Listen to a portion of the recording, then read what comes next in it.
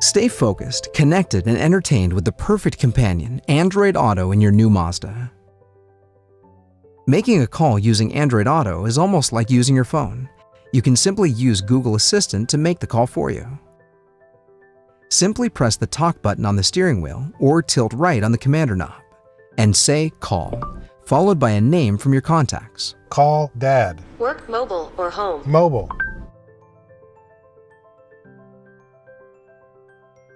You can also use the commander knob to access your phone's apps. Bump or tilt the commander knob down and then scroll left or right to find the phone app. Then find your contacts and scroll through them till you find the one you want to call. Select your contact and the system will dial right away. When you're done, just press the phone button on your steering wheel to end the call or scroll the cursor to select the hang-up icon on the Android Auto screen.